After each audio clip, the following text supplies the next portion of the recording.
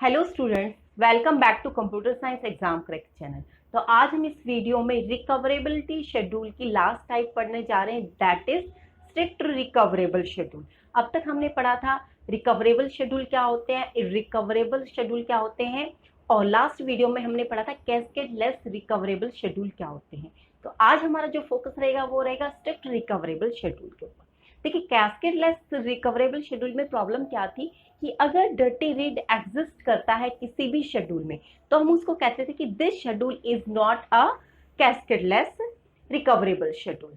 ठीक है, तो वहां पर डर्टी रीड की प्रॉब्लम आती थी। तो स्ट्रिक्ट रिकवरेबल शेड्यूल क्या कहता है, चलिए देखते हैं। हाँ तो स्टूडेंट्स, स्ट्रिक्ट रिकवरेबल शेड्यूल जैसा कि नाम से ही पता चल रहा है कि ये थोड़ा सा स्ट्रिक्ट होगा। स्ट्रिक्ट किस टर्म में होगा, अभी डेफिनेशन देख लेते हैं। If transaction T1 update data item A, other transaction T2 is not allowed to read or write data item A until commit or rollback। तो क्या कह रहा है ये स्ट्रिक्ट रिकवरेबल शेड्यूल कि अगर transaction T1 data item A पर कोई अपडेट ऑपरेशन परफॉर्म करती है तो जब तक दूसरी ट्रांजेक्शन उस पर ना तो रीड ऑपरेशन परफॉर्म कर सकती है ना ही राइट ऑपरेशन परफॉर्म कर सकती है, जब तक वो कमिट या रोल बैक नहीं हो जाती आपकी ट्रांजेक्शन T1। ठीक है, तो यानी कि कहने का मतलब क्या है कि जब एक पर्टिकुलर ट्रांजेक्शन ने T1 ने जब कोई ऑपरेशन अगर वो परफॉर्म कर रही है किसी एक पर्टिकुलर डेटा आइटम पर, ठीक है, तो दूसरी ट्रांजेक्शन को वो तब तक अलाउ नहीं करेगी जब तक कि वो अपने काम को कंप्लीट ना करती। काम को कंप्लीट करने का मतलब क्या होगा कि या तो वो उसको कमिट कर दे अपने टास्क को या उसको रोल बैक कर दे। ठीक है, तो ये है आपका स्ट्रिक्ट रिकवरेबल शेड्यूल। अब एग्जांपल की हेल्प से देख लेते हैं। देखिए, यहाँ पर आपके पास दो ट्रांजेक्शन है T1 और T2। T1 ने कौन सा ऑपरेशन परफॉर्म किया, right on A data item. उसके बाद इसने इसको कमिट किया, कमिट करने के बाद ही transaction T2 data item A पर राइट ऑपरेशन परफॉर्म कर सकती है। हुआ ये स्ट्रिक्ट रिकवरेबल। दूसरा एग्जांपल देखो, आपके पास अगेन दो ट्रांजेक्शन है। ट्रांजेक्शन T1 ने क्या किया, राइट ऑपरेशन परफॉर्म किया on the data item A, फिर उसने उसको कमिट किया। कमिट करने के बाद ट्रांजेक्शन T2 क्या है, उसको रीड कर सकती है। ध्यान देने की बात क्या है कि आप राइट ऑपरेशन अगर सेम डेटा आइटम पर परफॉर्म करना चाहते हैं या आप रीड ऑपरेशन परफॉर्म करना चाहते हैं, दोनों ही ऑपरेशन आपको कब अलाउड होंगे, जब आपकी जो प्रीवियस ट्रांजैक्शन है वहां पर वो कमिट या रोल बैक नहीं कर देते। इन दोनों का कॉम्बिनेशन देख लीजिएगा। आपके पास अगेन दो ट्रांजेक्शन है। ट्रांजेक्शन T1 ने क्या किया, डेटा आइटम A पर राइट ऑपरेशन परफॉर्म किया, ठीक है, उसको फिर उसने कमिट किया। कमिट करने के बाद ही ट्रांजेक्शन T2 ने रीड और write operation on the same data item पे परफॉर्म किया, उससे पहले वो नहीं कर सकती। तो आई थिंक कि स्ट्रिक्ट रिकवरेबल का आपको मीनिंग समझ आ गया होगा कि मीनिंग क्या है कि भाई जब तक मेरे पास कोई चीज है, ठीक है, जब तक मैं अपना काम उसको कंप्लीट नहीं कर देती तब तक आप उसको एक्सेस नहीं कर पाएंगे। ठीक है, चाहे भले ही आप उसको देखना ही चाहते हैं, आपको देखना भी अलाउड नहीं है। ठीक है, यूज करना तो अलग बात है, आपको उस चीज को देखना भी अलाउड नहीं है जब तक मैं उस चीज को फ्री नहीं कर देती। ठीक है, तो ये है स्ट्रिक्ट रिकवरेबल शेड्यूल। और एग्जाम्पल देख लेते हैं स्ट्रिक्ट रिकवरेबल के। यस स्टूडेंट्स, हम और एग्जाम्पल के साथ स्ट्रिक्ट रिकवरेबल शेड्यूल को थोड़ा सा और अच्छे से समझ लेते हैं। देखिए, ये है हमारा फर्स्ट शेड्यूल S1, जिसके अंदर आपके पास दो ट्रांजेक्शन हैं T1 और T2। ठीक है, T1 ने डेटा आइटम X पे रीड ऑपरेशन परफॉर्म किया, उसके बाद उसने क्या किया, राइट ऑपरेशन परफॉर्म किया। अब राइट ऑपरेशन परफॉर्म करने के बाद ट्रांजेक्शन T1 ने क्या किया, कमिट किया। After committing by the transaction T1, commit भी कर सकते हैं, यहाँ पे रोल बैक भी कर सकती है। ठीक है, आफ्टर कमिटिंग और roll back by the transaction T1, T2 start the write operation on the data item X and read operation on the data item X। तो ये शेड्यूल आपका स्ट्रिक्ट रिकवरेबल शेड्यूल है। जी हाँ है। क्यों?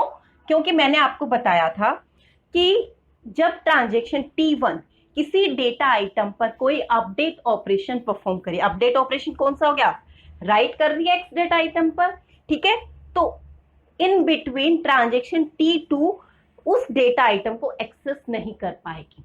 कब तक एक्सेस नहीं कर पाएगी, जब तक आपकी ट्रांजेक्शन T1 कमिट या रोल बैक ऑपरेशन परफॉर्म नहीं कर लेती, ठीक है। तो ये आपका स्ट्रिक्ट रिकवरेबल शेड्यूल है, ठीक है। अब देखिए सेकेंड एग्जाम्पल, ये थोड़ा सा कॉम्प्लेक्स एग्जाम्पल लिया है मैंने आपकी अंडरस्टैंडिंग को और थोड़ा क्लियर करने के लिए, ठीक है। तो एक सिंपल सा एग्जाम्पल था, आपको भी पता चला ये सिक्वेंशियल है, ठीक है। तो सिक्वेंशियल शेड्यूल में कोई प्रॉब्लम आने वाली नहीं है, लेकिन इस बात का आप ये आइडिया मत लेना कि every sequential schedule is strict recoverable schedule, ठीक है। सिक्वेंशियल भी हो सकता है आपका और पैरेलल भी हो सकता है, ठीक है। हमारी जो कंडीशन, हमें कंडीशन पे फोकस करना है। कंडीशन हमारी क्या है कि अगर कोई ट्रांजेक्शन किसी पर्टिकुलर डेटा आइटम पर कोई अपडेट ऑपरेशन परफॉर्म कर रही है तो दूसरी ट्रांजेक्शंस उसको एक्सेस नहीं कर पाएंगी जब तक कि फर्स्ट ट्रांजेक्शन कमिट और रोल बैक ना कर दे। सिर्फ आपको अपनी डेफिनेशन के साथ स्ट्रिक्ट रहना, ठीक है। तो अब देखिए सेकेंड एग्जाम्पल। सेकेंड एग्जाम्पल में क्या है, हमारे पास यहाँ पे ट्रांजेक्शन है तीन, T1, T2 और T3। T1 ने क्या किया, रीड ऑपरेशन परफॉर्म किया डेटा आइटम X पे। T2 ने रीड ऑपरेशन परफॉर्म किया डेटा आइटम Z पे। अगेन T1 ने रीड ऑपरेशन परफॉर्म किया डेटा आइटम Z पे। T3 ने रीड ऑपरेशन परफॉर्म किया डेटा आइटम X पे और Y पे, ठीक है। उसके बाद ट्रांजेक्शन T1 ने क्या किया, राइट ऑपरेशन परफॉर्म किया है डेटा आइटम X पर, ठीक है। अब प्रॉब्लम शुरू हो गई है। प्रॉब्लम क्या, कि कितने भी आप number of read operations perform कर सकते हो, ठीक है। लेकिन प्रॉब्लम कब आएगी, जब आप उस पर राइट ऑपरेशन परफॉर्म करेंगे। हमने बहुत सारे रीड ऑपरेशंस परफॉर्म किए हैं, कोई प्रॉब्लम नहीं आई हमें, ठीक है। यहाँ पर भी X को एक्सेस किया जा रहा है, यहाँ पर भी X को एक्सेस किया जा रहा है, यहाँ पे भी Z को एक्सेस किया जा रहा है, यहाँ पर भी। तो any number of read operations can be performed, but problem rise when any transaction perform the update operation और राइट ऑपरेशन। अब ट्रांजेक्शन T1 ने राइट ऑपरेशन परफॉर्म किया है। अब राइट ऑपरेशन परफॉर्म करते ही ये इस पर्टिकुलर डेटा आइटम को X को किसी दूसरी ट्रांजेक्शन को एक्सेस नहीं करने देगी जब तक कि ये इसको कमिट या रोल बैक नहीं कर देती। जैसे ही ट्रांजेक्शन T1 ने राइट ऑपरेशन परफॉर्म किया और कमिट या रोल बैक ऑपरेशन परफॉर्म किया, उसके बाद ट्रांजेक्शन T3 ने राइट ऑपरेशन परफॉर्म किया on the data item Y पे। अब ट्रांजेक्शन T3 ने राइट ऑपरेशन परफॉर्म कर दिया। अब जब तक ट्रांजेक्शन T3 कमिट या रोल बैक नहीं कर देती तब तक Y जो है वो रिलीज नहीं करेगी, या कहने का मतलब क्या होगा कि Y को कोई दूसरी ट्रांजेक्शन एक्सेस नहीं कर पाएगी। जैसे ही इसने कमिट और रोल बैक किया, उसके बाद तुरंत उसके बाद क्या किया, ट्रांजेक्शन T2 ने उसको रीड कर लिया, ठीक है। रीड करने के बाद उसने Z डेटा आइटम पे राइट ऑपरेशन परफॉर्म किया और Y डेटा आइटम पे राइट ऑपरेशन परफॉर्म किया, फिर उसके बाद उसने कमिट किया, ठीक है। तो कहने का मतलब क्या हुआ कि you can perform any number of read operations on the data items, ठीक है, but problem rises when you perform any update operation or write operation on the same data item, ठीक है। तो ये आपका एग्जाम्पल है, कॉम्प्लेक्स है, इसको समझने में अगर प्रॉब्लम आ रही है तो एक बार से मैं फिर बता देती हूँ कि रीड ऑपरेशन परफॉर्म करने में कोई प्रॉब्लम नहीं आती, लेकिन जब जैसे ही राइट ऑपरेशन परफॉर्म होगा तो राइट ऑपरेशन परफॉर्म करते ही ट्रांजेक्शन को कमिट या रोल बैक करना पड़ेगा, उसके बाद ही दूसरी ट्रांजेक्शन उस पर्टिकुलर डेटा आइटम को एक्सेस कर पाएंगे।